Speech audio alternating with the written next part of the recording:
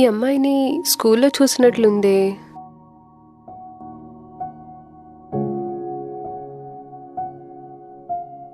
ఏంటి చాలా డల్గా ఉంది?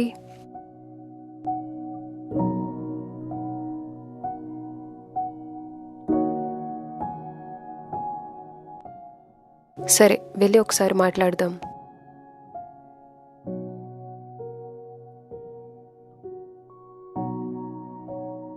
హలో,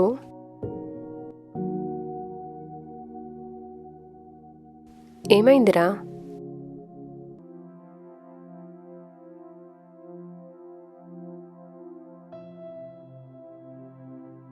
హాయ్, ఏమైందిరా? ఏమైంది? నీ పేరేంటి? జాయ్సీ. డల్గా ఎందుకున్నావు? నేను కూడా నీకు అక్కలాంటి దాన్నే కదా. చెప్పు, ఏమైంది?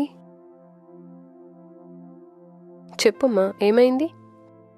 I am one of the dullest student on my class. Parents, teachers అందరూ తిడుతున్నారు. ఏం చదివినా గుర్తు రావట్లేదు, అన్నీ మర్చిపోతున్నా. అక్క, నువ్వు డాక్టరు కదా, ఎలా అయ్యావు? నువ్వు చదివినవన్నీ గుర్తుంటాయా?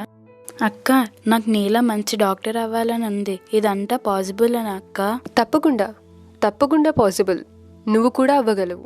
నేను కూడా నీలాగే డల్ స్టూడెంట్గానే ఉండేదాన్ని. ఒక మిరేకల్ జరగడం వల్ల I became a doctor right now. So ఆ మిరేకల్ ఏంటో తెలుసుకుందామా? చిన్నప్పుడు నేను కూడా నీలాగే చదువుకుంటున్నప్పుడు, నీలాగే స్కూల్లో ఉండేటప్పుడు I was one of the dullest student. నేను ఏం చదివినా గుర్తుండేది కాదు. There were no friends with me at all.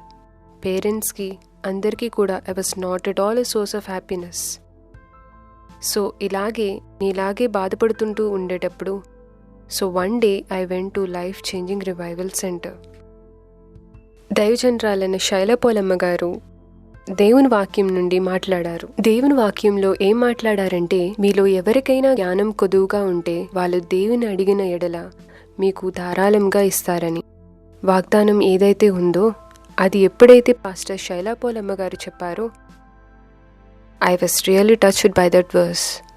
So ఎప్పుడైతే ఆ వర్స్ నేను విన్నాను, అంటే నాకు జ్ఞానం లేకపోయినా దేవుడు నా జ్ఞానం ఇస్తారా అంటే, ఎవరు నాకు జ్ఞానం ఇవ్వరు, ఎవరు నాకు బాగా చదువుకోవడానికి హెల్ప్ చేయలేరు. కానీ నేను దేవుణ్ణి అడిగితే దేవుడు నాకు జ్ఞానం ఇచ్చి నన్ను మంచిగా చదువుకోవడానికి తను సహాయం చేస్తారా అని ఒక రియలైజేషన్కి వచ్చా.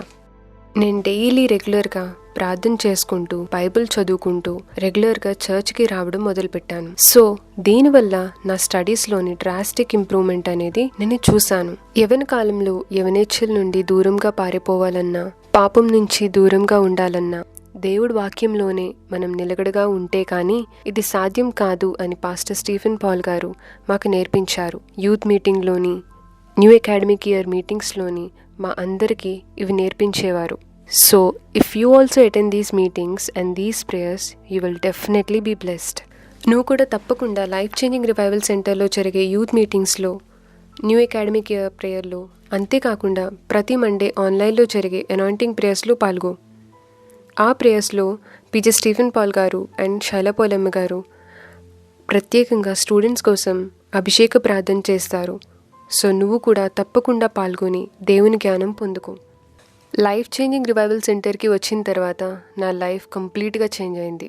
కానీ నేను లైఫ్ చేంజింగ్ రివైవల్ సెంటర్కి వస్తాను, మండే జరిగే నైట్ ప్రేయర్స్లో పాల్గొంటాను. Habits of successful student. విద్యార్థులు విద్యను సాధించడానికి మంచి అలవాట్లు. Get organised. అన్నింటినీ చక్కగా మీరు సిద్ధం చేసుకోవాలి. Don't be multi task person. అన్ని పనులను ఒకేసారి చేసే వ్యక్తిగా ఉండొద్దు. Divide it up well and good. మూడవదిగా దేనికి దానికి సమయాన్ని విభజించి అన్ని పనులు చక్కగా చేసుకోవాలి. Sleep well. చక్కగా నిద్రపోవాలి. Set a schedule for each exam. ప్రతి పరీక్ష కొరకు ఒక సమయాన్ని, షెడ్యూల్ను ఏర్పాటు చేసుకోవాలి. Take rough note every time. ఆరోదిగా నోట్స్ రాసుకోవాలి, ఒక రఫ్ నోట్స్ కూడా మెయింటైన్ చేయాలి. Study well.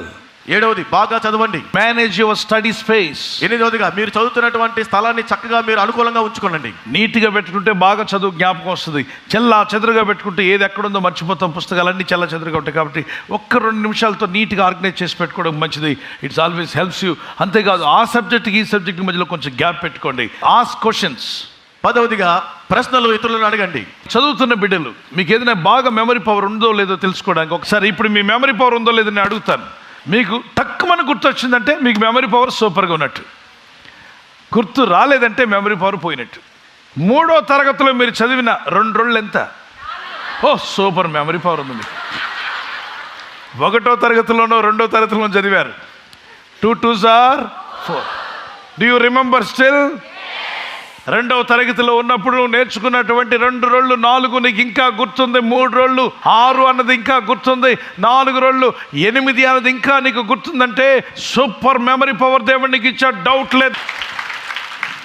అవి గుర్తున్నాయి కానీ ఇవెందుకు గుర్తుండట్లేదు అంటావా? వాటికి ఏం చేసావో వీటికి కూడా అవే చేయి. ఏదైనా జ్ఞాపకం చేసుకోవాలంటే long time memory, short time memory అని 2 ఉన్నాయి. లాంగ్ టైం మెమరీ అంటే బాగా గుర్తుంటుంది ఎన్నో సంవత్సరాల వరకు. షార్ట్ టైం మెమరీ అంటే అప్పటికప్పుడే మర్చిపోతూ ఉంటాం. లాంగ్ టైం మెమరీ రావాలంటే 1కి 2 సార్లు చదివిన దాన్ని రాసినా అది లాంగ్ టైం మెమరీలోకి వెళ్ళిపోతుంది. ఎక్కాల పుస్తకాన్ని మీరు 5 సెన్స్ వాడారు. 1 చేత్తో పట్టుకున్నారు, స్పర్శించారు. 2వది కళ్ళతో చూశారు. 3వది నోటితో చదివారు. మీరు గట్టిగా చదివినప్పుడు ఎవరు విన్నారు? చెవులు విన్నాయి. అంటే ఎన్ని సెన్స్ అయిపోయాయి? ఇక 5వది మాత్రం మీరు ఎక్కడ కూర్చొని చదివారో ఆ ప్రాంతంలో ఏ వాసన ఉన్నదో, మీ నాయనమ్మ పచ్చడి జాడీలో పచ్చళ్ళు పెట్టే టైంలో మీరు అక్కడ కూర్చొని చదివి ఉంటే ఇప్పటికీ పచ్చడి జాడీ మీ పక్కన అలా వాసన రాగానే మీకు ఆ చిన్న ఊరు, ఆ గ్రామము, ఆ మంచము, మీ నాయనమ్మ ఇప్పుడు లేకపోయినా ఆమె గుర్తొస్తుంది. వెంటనే మీకు ఎక్కాల పుస్తకం గుర్తొస్తుంది, అన్నీ గుర్తొస్తాయి. ఆ వాసన రాగానే ఆ పిక్చర్స్ అన్నీ కూడా మీకు ఫ్లాష్ మెమరీలోకి వచ్చేస్తాయి. అంటే 5 సెన్స్ వాటిని కూడా మీకు వెంటనే మెమరీ తీసుకొస్తాయి. బాగా చదువుకోండి, కాన్ఫిడెంట్గా ఉండండి. మరెన్నో అమేజింగ్ అండ్ ఇంట్రెస్టింగ్ వీడియోస్ కొరకు లైఫ్ చేంజింగ్ సండే స్కూల్ అనే యూట్యూబ్ ఛానల్ సబ్స్క్రైబ్ చేసి మీ బంధుమిత్రులకు షేర్ చేయండి. లేటెస్ట్ అప్డేట్స్ అండ్ నోటిఫికేషన్స్ కొరకు ప్రక్కనున్న బెల్ సింబల్ను క్లిక్ చేయండి. మీ అభిప్రాయాలను క్రిందనున్న కమెంట్ సెక్షన్లో తెలియజేయగలరు.